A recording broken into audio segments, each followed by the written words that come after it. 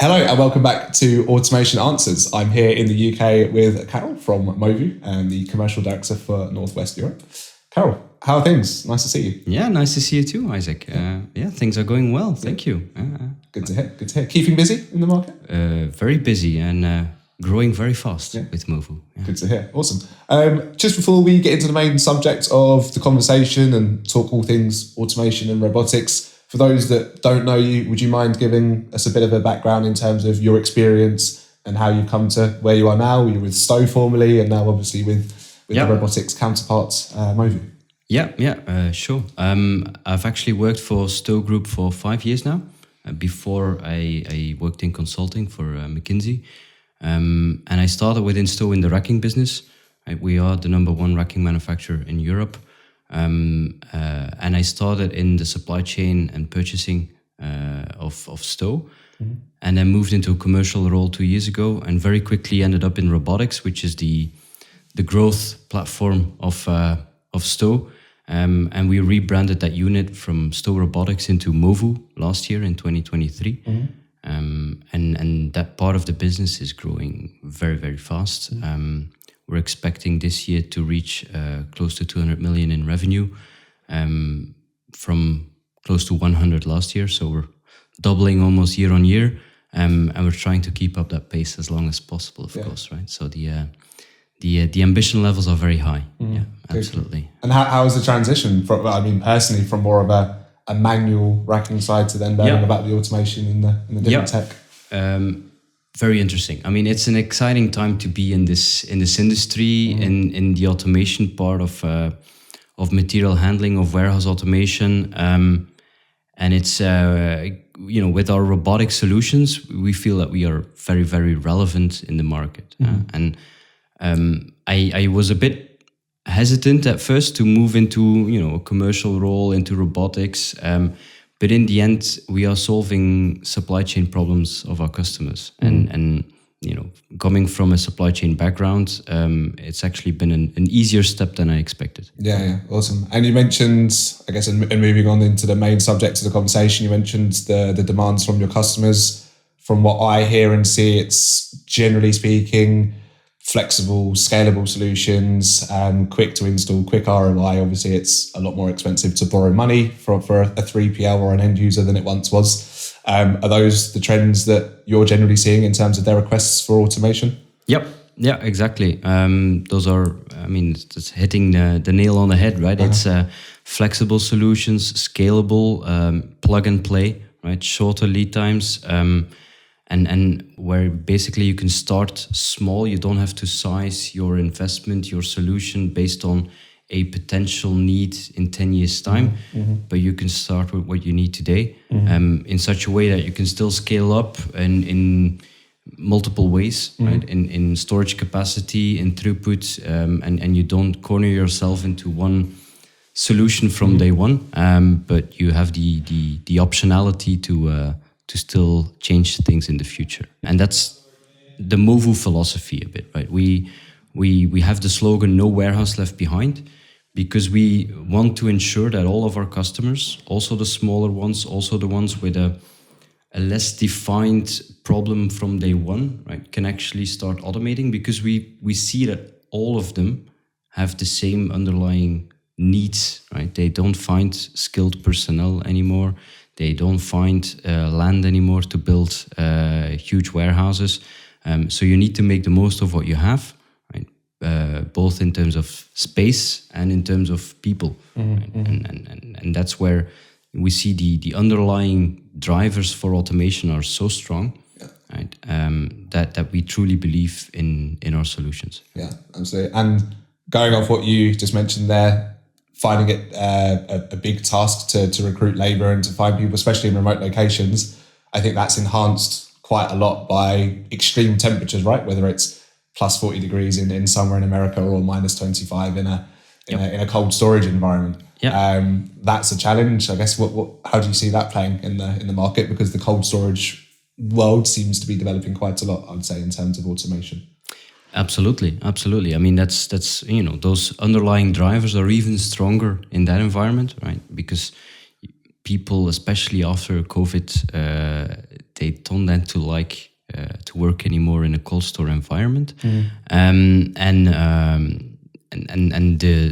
the need, I mean, the automation rate was already higher within a cold store environment, but with the consolidation going on also in, a 3PL cold store industry with bigger groups buying a lot of small companies, and with that underlying trend for automation, we really see this as a core market, especially for what has been our main product so far, which is our 4-way pallet shuttle, right? The Movu Atlas, which really works well in a cold store environment. And actually for a couple of different reasons, right?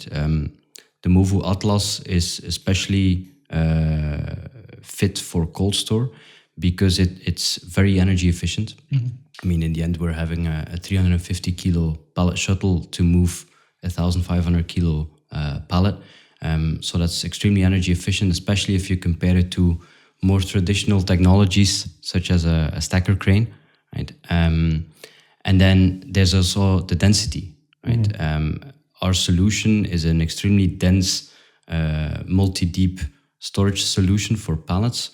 And that density actually enhances even the cooling efficiency, right? So the fact that we're energy efficient, we also don't generate a lot of heat that you need to cool again, right? And we're having an extremely dense solution, makes the Movu Atlas very well fit for cold store. So that's definitely a key vertical for us. Yeah, definitely. So, and going off what you said there, do you feel in terms of the technology that you guys and others provide where we're moving forward, are we moving away from pallet cranes or stacker cranes, I guess they're referred to as in the markets? Do you see the market shifting more to either a cube-based storage solution or a shuttle-based solution? Yeah. I mean, that's our very strong belief, right? That what has happened with totes, right? In the last 5 to 10 years, there will be a shift towards shuttle solutions as well for pallets, right? For the reasons that we've already mentioned before, right? The flexibility, the scalability, the energy efficiency. There's so many upsides to using a shuttle solution versus a stacker crane. Plus, it's extremely flexible in terms of layout as well, right? You don't need this very nice box, that is 30, 40 meters high to work well for automation. You can use existing buildings. And I've mentioned the lack of land before. So we see also a big trend towards brownfield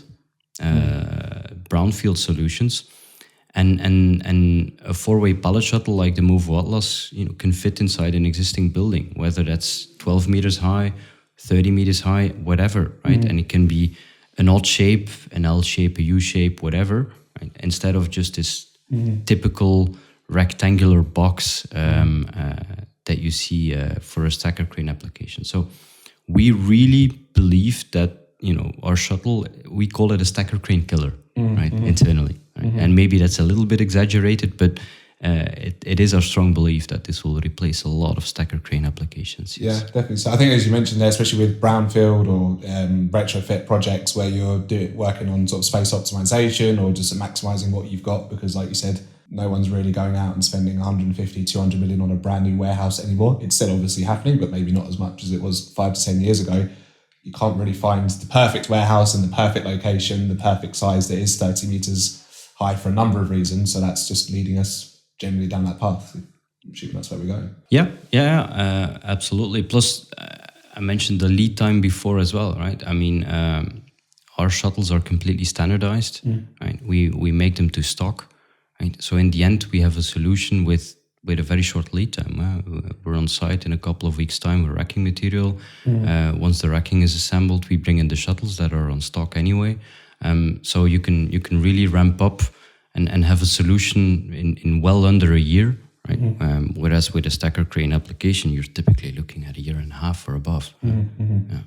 Awesome. And what other, maybe not necessarily limited to Movu, but what other technologies do you see out there, even inside Movu, I guess, that can rival and can compete? I guess, you've got AGVs or AMRs, or we're speaking about goods to person, or maybe in the future robots to goods, like we said, with humanoids. But any other technologies that you see out there that can maybe, like you said, knock down the stacker cranes potentially?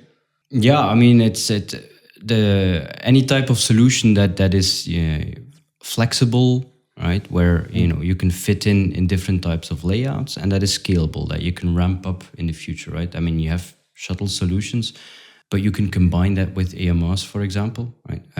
So we do see a trend towards combining different types of these scalable solutions and create NASRS with shuttles, for example. Do a traffic towards pick stations, a goods to person type of pick station application with AMRs in between.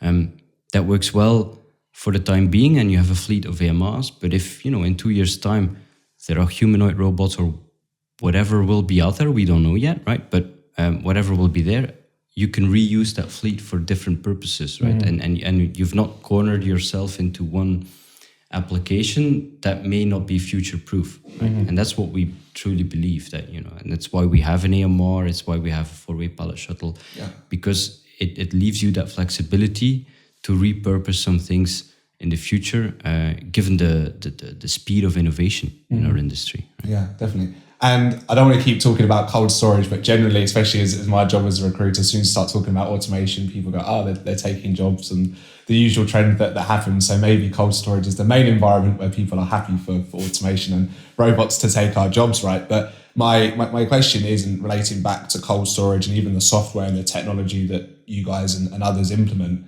From the outside looking in, it's quite difficult to do, I assume, right? For automation to operate in -10, -25 environments. Previously, I filmed with StrongPoint, who just developed the first multi-temperature or frozen auto store solution, which looks really cool. But again, that's taken years and years to develop. So from your point of view, assuming you're in agreement, it's very, very difficult. But talk us through kind of the R&D, the pain and the what we went through to get here. There's definitely some technological barriers to overcome, right? And that's where our experience, coming out of Stowe, we have this one-dimensional pallet shuttle already since 2011, right?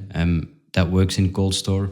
We have that experience, how to do this mechanically, how to equip the sensors, how to equip all the material inside the shuttle to make it work inside a cold store. To move that into a fully automated solution, the Movu Atlas, the 4-way pallet shuttle, has taken some challenges, both from a mechanical point of view, but also from a software perspective, right? Which is not cold store related, but anyway, that has been a challenge for us in the beginning, right? I'm talking now 5 years ago. But to overcome those challenges took us, a year, 2 years to really have a well-functioning solution that is now very mature and ramping up very, very quickly, like I mentioned before. Yeah, definitely. And moving away from cold storage, I guess, what other demands in terms of customer verticals and where you operate in? Are you seeing a demand? Because I'm assuming it's not just cold storage. There's other areas as well that are busy, right? No. Well, in the end, we serve basically with the Movu Atlas everything that is palletized, right? Which is almost any type of industry, maybe except for fashion or something like this. We do see a lot of traction with 3PLs, which is fairly recent. I mean, historically, 3PLs were hesitant to automate, given that they didn't have long contracts with end customers, and they were hesitant to really do these type of investments. But also they have those same barriers. They can't find people, and so they are really looking for automated solutions now that equip them, in a future-proof type of way. So we see a lot more Movu Atlas applications with 3PLs, in a sense that you start and you phase it up. The more end customers they have, right, the more you scale up the application with extra shuttles, with extra pallet positions, and so on. And so this is now for us, next to cold store, right, a very important vertical that we're focusing on as well. Yeah, well, I think like you mentioned, I think that's where the world is going. I'm maybe sure there are a few 3PLs that are not heavily automating or automated, but I would probably put my bets to say they might be left behind, no pun intended. And I think, like you said, they need to automate, right, to keep up. But I think that's a really good point you mentioned. I assume if you're an end customer, rather than DHL, for example, could have the best logistics network, but if they don't have the automation to keep up, then, like I said, they're falling behind. And with a 3PL, if they can bring in the automation to their portfolio, they can offer the logistics network and the operations behind it to their end customer. It might make things a little bit more easy, I assume, right? Yeah, and some of them even make the difference on a software level as well. Okay. Where How so? Where they not just provide the WMS, right? But they even try to have some of the software layers down below, interfacing with the robots and really squeezing the most out of an automated installation, given the fact that they can forecast orders and so on, and they can reuse some of the robots at night to already do some value-added activities and so on. So you really see 3PLs thinking, how can I use my robotics fleet to the maximum extent and create the most value for my end customer that maybe the end customer himself would not be able to do with the same type of installation. Right? Yeah. And I think that's for a 3PL a very strong proposition going forward. Right?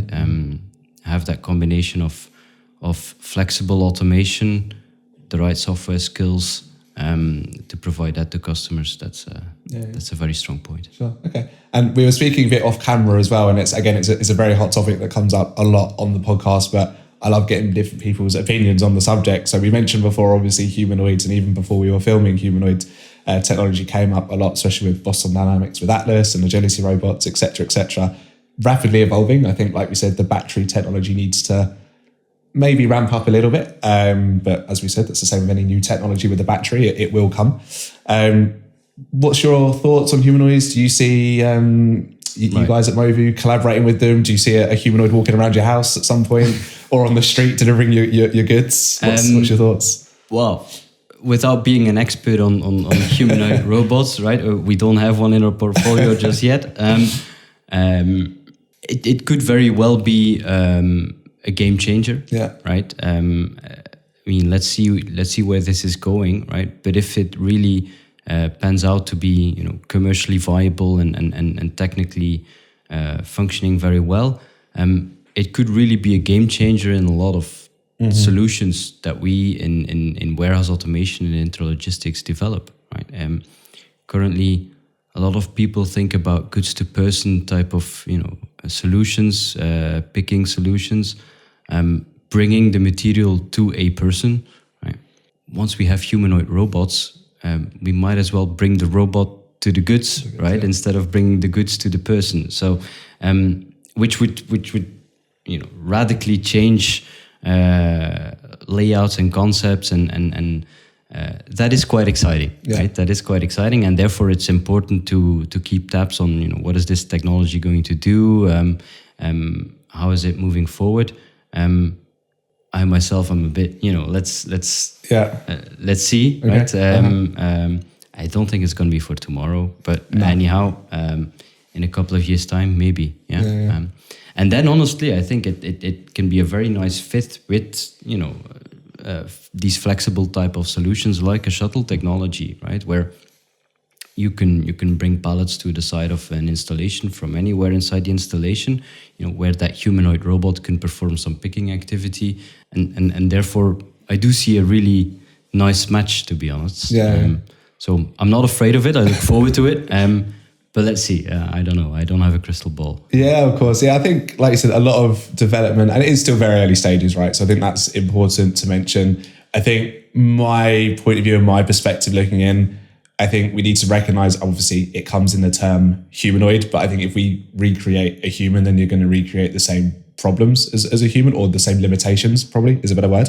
So I think, I can't remember who was doing it, but they came up with a humanoid, but it had wheels instead of traditional legs. So I think if you can look at flaws in the human body and enhance them, I think that's going to be a game changer. And like you say, maybe we'll see a robot going to the shuttle. But going back to your first point there, that with some people being afraid of robots, stealing their jobs.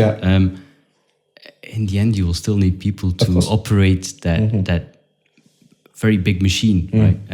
That automated installation, right? So the jobs that will be there in warehousing will then be a much more challenging job and a much more challenging role than just a routine job of moving pallets from A to B. And you will actually have to operate a state-of-the-art technological machine, which sounds to me like a nicer job, right? Yeah, I'd say so. It could be challenging to train people and to actually educate them in such a way that we have enough people to do that. But I think that's more for our universities and our society to address that topic. Definitely so, yeah. And looping the humanoids and all the technology from a hardware point of view together is obviously the software and the WMS, which I think has come a very long way in general in the industry, especially with the use of AI, machine vision, machine learning, etc.